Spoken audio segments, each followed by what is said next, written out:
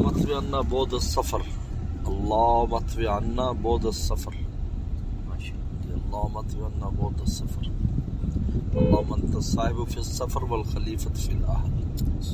ویسے تو یہ لمبی دعا کا حصہ بھی ہے کہ اللہم انا جب سبحان الذی سخرنا پڑھ لے پھر یہ دعا پڑھتے ہیں اللہم انا نسألک فی سفرنا ھذا البر والتقوی ومن العمل ما ترضى اللہم ھون علینا سفرنا ھذا واطوی عنا بعدہ اللہم انت الصاحب فی السفر والخلیفۃ فی الاہل اللہم انا نعوذ بک من وعثاء السفر وکابۃ المنظر وسوء المنقلب فی المال والاہل والولد.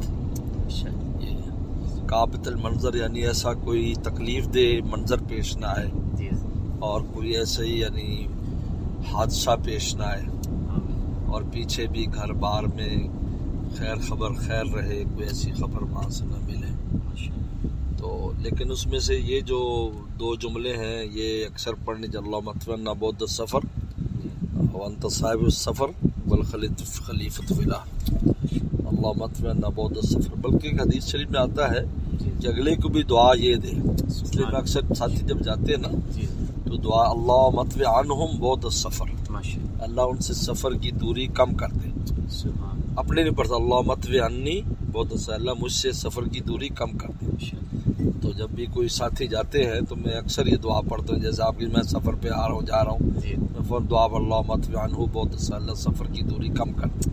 تو اس کا مطلب یہ ہے کہ سب سے پہلا جو اثر ظاہر ہوتا ہے وہ یہ ہوتا ہے کہ احساس نہیں رہتا سفر کا تکلیف وہ ایسے کھیلتے ویلتے ہو جاتا ہے اور پتہ بھی نہیں چلتا سفر کا. پہلی بات ہے. دوسری بات ہے کہ ظاہری بھی کمی ہوتی ہے. کہ ظاہری فاصلے بھی سمٹ جاتے ہیں.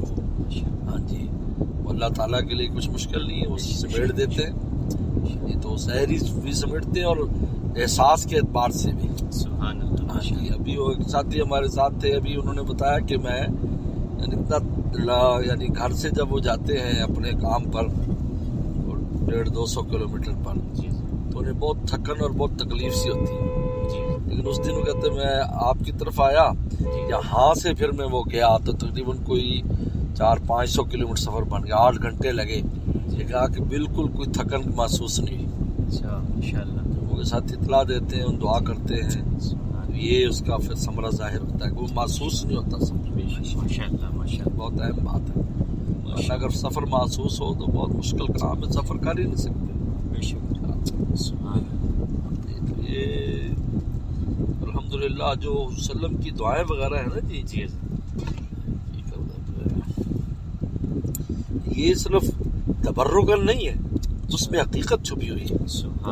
آپ نے یہ کیوں کہا کہ اللہ ہم سے سفر کے فاصلے کم کر اس کا مطلب کم ہوتے ہیں تو فرمایا ہے نا اگر کم نہ ہوتے تو آپ یہ دعا کیوں کرتے. آپ اس کو تبرک پر برکتاً ایسا کچھ نہیں حقیقت ہے. اس لیے شرعی جو تصورات ہیں حضرت تھانوی فرماتے ہیں وہ حقائق ہوتے ہیں وہ تصورات نہیں ہوتے صرف. جیسے کہتے ہیں کہ آپ لا الہ کہو تو دل غیر اللہ نکل رہا ہے دل اللہ کو اللہ کا نور آ رہا ہے تو یہ خالص تصوراتی چیز نہیں ہے حقائق ہے. لیکن چونکہ ہمیں نظر نہیں آتے تو ہمیں کہا جاتا ہے بھی اس کا تصور کرو. جیسے جی مسجد میں فرشتے ہیں ہمیں تو نظر نہیں آتے نا لیکن وہ حقیقت ہے نا یہ ہے.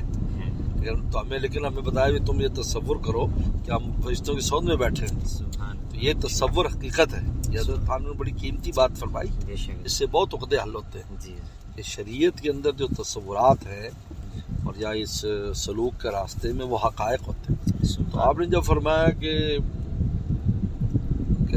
ہم سے سفر کو کم فرما دے اس کا مطلب ہے کم ہوتا ہے. ہاں جی یعنی عملاً بھی ظاہر بھی کم ہوتا ہے اور باطنی تو کم ہوتا ہی ہوتا ہے. انسان کو فیلنگ نہیں ہوتی احساس میں آرام سے بڑے عجیب نکتے ہیں. بس اسی لیے یہ یقین قلب میں بہت ضروری ہے بٹھانا. اس کے ساتھ یہی وہ گر ہے جو ہمارے بزرگوں میں پاس ہوتا ہے.